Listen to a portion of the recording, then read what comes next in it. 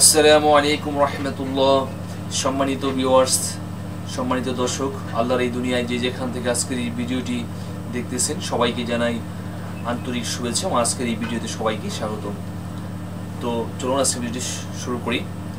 আশা করছি সবাই ভালো আছেন আল্লাহ তাআলার অশেষ রহমতে। তো আজকে শনিবার শিক্ষা প্রতিষ্ঠান চালু রাখার বিরুদ্ধে কঠোর হুঁশিয়ারি, কর্মসূচির হুঁশিয়ারি শিক্ষকদের। তো এই বিষয় নিয়ে আজকের আলোচনা।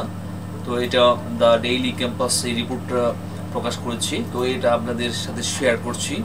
তো এখানে শিখন ঘাটতি পূরণের অজুহাতে শিক্ষা মন্ত্রণালয় কর্তৃক শনিবার শিক্ষা প্রতিষ্ঠান খোলার সিদ্ধান্ত এবং শুক্রবারও প্রয়োজনে খোলা রাখার তীব্র নিন্দা ও প্রতিবাদ জানিয়েছে বাংলাদেশ মাধ্যমিক সহকারী শিক্ষক সমিতির নেতারা। বৃহস্পতিবার ২ মে সংগঠনের কেন্দ্রীয় কমিটির সভাপতি জাহাঙ্গীর হোসেন ও সাধারণ সম্পাদক মোহাম্মদ নুরে আলম বিপ্লব এক যুক্ত বিবৃতিতে বলেন, শিক্ষা প্রতিষ্ঠানের ছুটি নিয়ে এক ধরনের তালবাহানা চলছে, যা হাস্যকর পরিস্থিতির উদ্রেক হয়েছে। এতে করে শিক্ষার পরিবেশ বিনষ্ট হচ্ছে, শিখন শিখানো কার্যক্রম ব্যাহত হচ্ছে।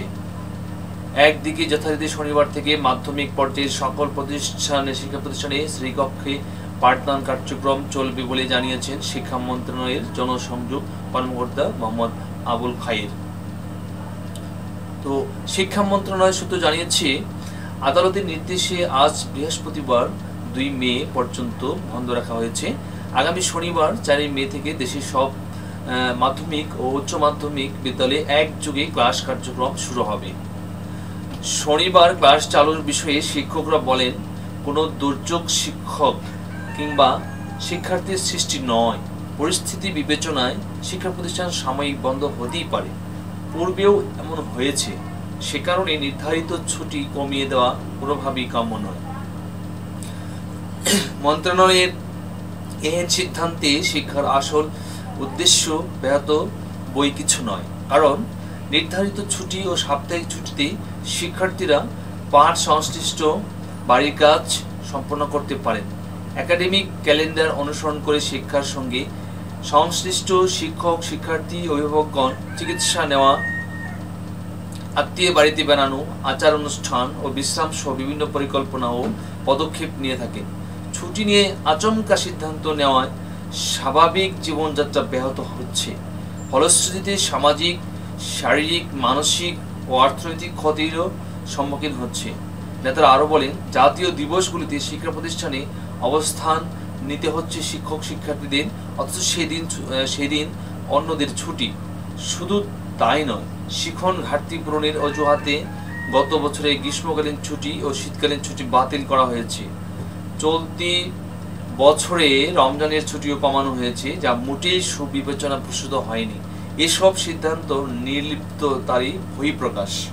নেতারা অবিলম্বে শনিবারের ছুটি বহাল রাখা এবং বিগত দিনের কেড়ে নেওয়া নির্ধারিত ছুটিগুলো সমন্বয় করতে প্রধানমন্ত্রীর প্রতি জোর দাবি জানান। অন্যথায় দাবি পূরণ না হলে কঠোর কর্মসূচিতে যাবেন বলে হুঁশিয়ারি দেন। তো আশা করি আপনারা বুঝতে পেরেছেন যে শিক্ষকদের যে কঠিন হুঁশিয়ারি, শনিবার শিক্ষা প্রতিষ্ঠান চালু রাখার বিরুদ্ধে যে কঠোর কর্মসূচি হুঁশিয়ারি শিক্ষকদের, এই বিষয়ে আপনারা স্পষ্ট ধারণা পেয়েছেন। তো সম্মানিত ভিউয়ার্স, আজকে ভিডিওটি এই পর্যন্তই। তো আপনারা যারা এই চ্যানেল নতুন, প্লিজ চ্যানেল সাবস্ক্রাইব করে আমাদের সাথে যুক্ত হয়ে থাকুন এবং পাশে থাকবে বেল আইকনটি অল করে রাখুন, যে কোনো ভিডিও পাবলিশ করার সঙ্গে নোটিফিকেশন সবার আগে আপনার কাছে পৌঁছে যায়। তো ভালো থাকবেন সবাই, সকলের সুস্বাস্থ্য, দীর্ঘায়ু, সফলতা এবং মঙ্গল কামনা করে আজকের মতো এখানে শেষ করছি। ধন্যবাদ সবাইকে। আল্লাহ হাফিজ। আসসালামু আলাইকুম ওয়া রাহমাতুল্লাহি ওয়া বারাকাতুহু।